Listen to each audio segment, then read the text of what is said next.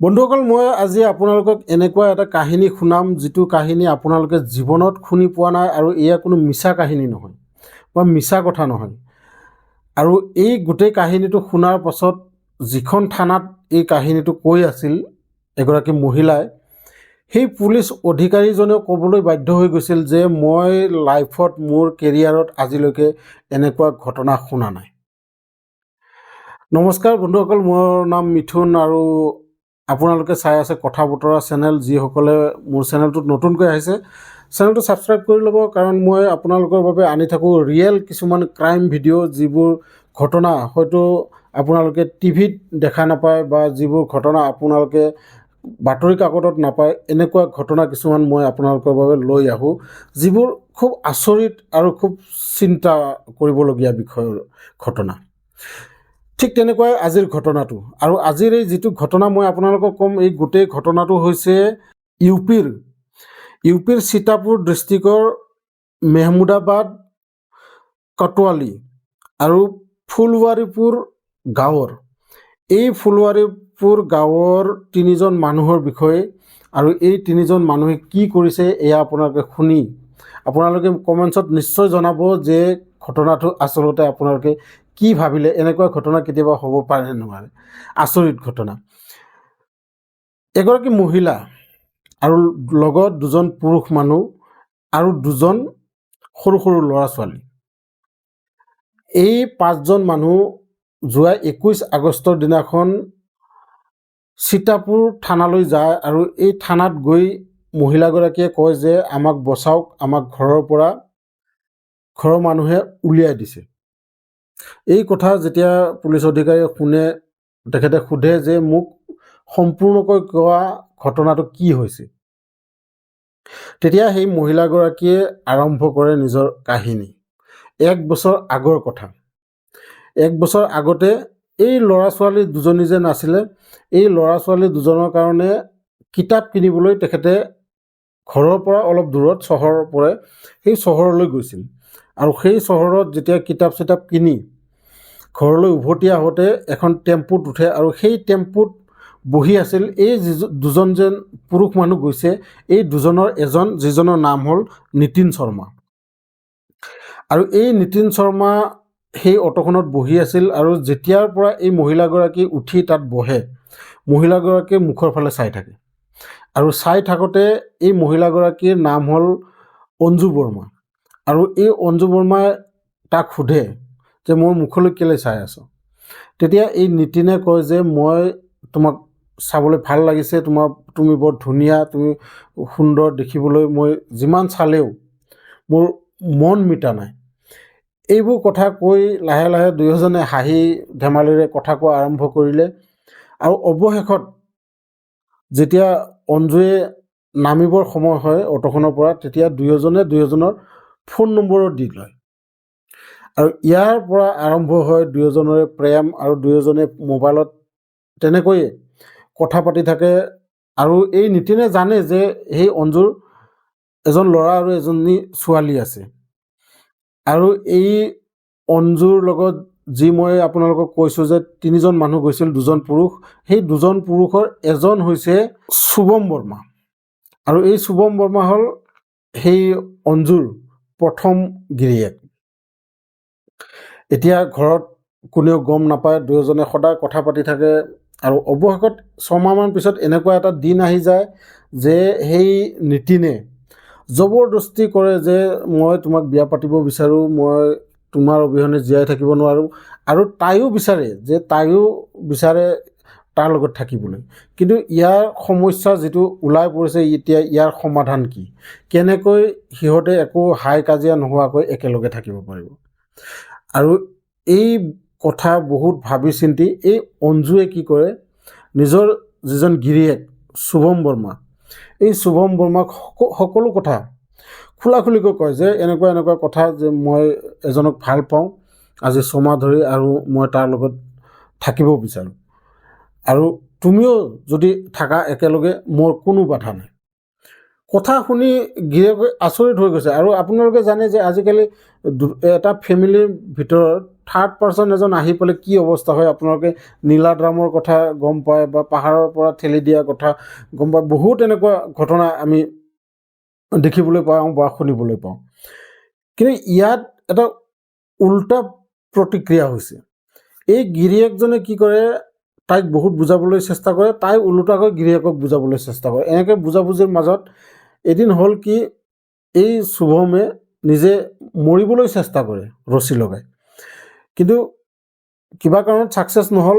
আৰু নোহোৱাৰ পিছতো এই মহিলাগৰাকীয়ে বহুত বুজায় যে চোৱা, সি ৰাজস্থানত থাকে, এটা কোম্পানীত কাম কৰে, সি মাহত এদিন ঘৰলৈ আহিব, 2-3 দিন থাকিব, গুচি যাব। তুমিতো মোৰ লগত সদায় আছাই, লগতে তোমালোকে দুয়োজনে ইনকাম কৰিবা, আমাৰ ঘৰখন আৰু সহজ হৈ যাব, আমাৰ ঘৰৰ অৱস্থা ভাল হ'ব, ল'ৰা ছোৱালী দুজনকো আমি ভালকৈ পঢ়ুৱাব পাৰিম। এইবোৰ কথা কৈ তাৰ মাইণ্ড ৱাছ কৰে আৰু সি মান্তিও হৈ যায়। কিন্তু তথাপি এবাৰ সি নিজৰ দেউতাক, ঘৰতে থাকে, সেইখন ঘৰতে থাকে, দেউতাকক সি কথাটো জনায় যে এনেকুৱা এনেকুৱা ঘটনা, মই কি কৰিম। আৰু দেউতাক আছিল একেবাৰে চাধা চিধা অকৰা টাইপৰ মানুহ। আৰু দেউতাকে তাক কয়, তই যি ভাল পোৱা সেয়ে কৰ, মোৰ ইয়াত মাত মাতিবলগীয়া একো নাই। এই কথা শুনি সি কি কৰিব এতিয়া? সি গুচি যায় এই অঞ্জুৰ মাকৰ তালৈ, আৰু অঞ্জুৰ মাকক গৈ কথাটো কয় যে আপোনাৰ ছোৱালীয়ে কি কৰি আছে চাওকচোন। এই কথা শুনি মাকেও আচৰিত হয় যে কি এনেকুৱা ঘটনা আকৌ। তেতিয়া অঞ্জুৰ মাকে আহি অঞ্জুক বুজাবলৈ চেষ্টা কৰে, বুজায়ো যে তুমি এনেকুৱা কাম নকৰিবা যাতে আমাৰ ঘৰখন বৰবাদ হৈ যায়, তুমি পলাই নাযাবা, তুমি তোমাৰ এই ল'ৰা ছোৱালী দুজনী আছে, এইবোৰ কথা কৈ মাকে বুজাই চুজাই গুচি যায়। আৰু গিৰিয়েকক এতিয়া তাই মানে এৰি নিদিয়া হৈ গ'ল, গিৰিয়েকক বুজাই বঢ়াই। অৱশেষত গিৰিয়েকেও ভাবিলে যে এই কামটো আৰু নকৰাকৈ আৰু তাই নাথাকিব।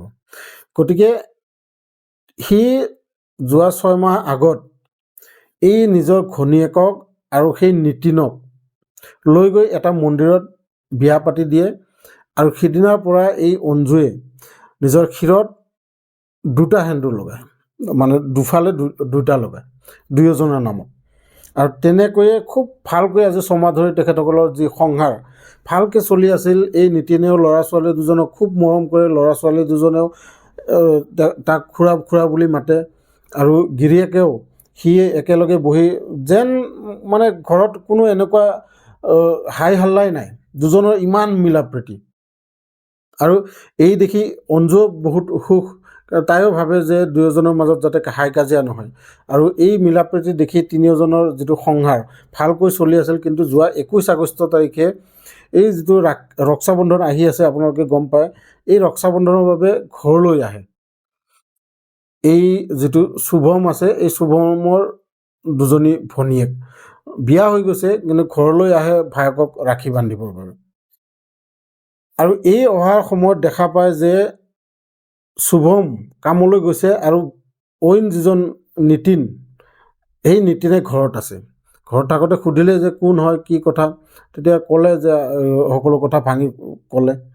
কওঁতে সেই দুজনীয়ে ভাবিলে যে এয়া কি কথা, এয়া সমাজত নোহোৱা কি আচৰিত কামবোৰ তোমালোকে কৰিছা। ককায়েকক ফোন কৰি মাতিলে, ককায়েকক আহিলে, হাই হুলস্থুল হ'ল, লাহে লাহে গাঁৱৰ এজন দুজনকৈ মানুহ বাঢ়িব ধৰিলে। আৰু অৱশেষত গাঁৱৰ মানুহবোৰেও ক'লে যে এয়া আমাৰ সংস্কাৰ, আমাৰ সংস্কৃতি, তোমালোকে বেয়া কৰিবা, তোমালোকে এই গাঁৱত থাকিব নোৱাৰা। এই কথা কওঁতে কিছুমানে মাৰধৰ কৰিবলৈ লৈছিল, কিন্তু গিৰিয়েকে, যিজন মেইন গিৰিয়েকে আগত থিয় হৈ কয়, ইহঁতৰ ওপৰত হাত নিদিবা, মোৰ ইয়াত কোনো অশান্তি নাই, তোমালোকে ইয়াক মাৰিবলৈ কোন। আৰু এইবোৰ কথা কৈ সিহঁতক ঘৰৰ পৰা উলিয়াই দিয়ে। আৰু 5জনে গৈ এই গোটেই ঘটনাটো সেই পুলিচ ষ্টেচনত কয়গৈ।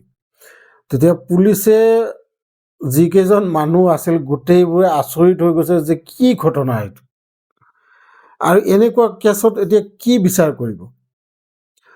তেতিয়া পুলিচ অধিকাৰীজনে বহুত চিন্তা কৰি সিহঁতক ক'লে যে তোমালোকে এটা কাম কৰা, গাঁৱৰ পৰা যেতিয়া উলিয়াই দিছে, তাত ঘূৰি গ'লে হাই হুলস্থুল হৈয়ে থাকিব, তোমালোকে এটা কাম কৰা, বেলেগ ঠাইত গৈ পেলাই তোমালোকে থাকা।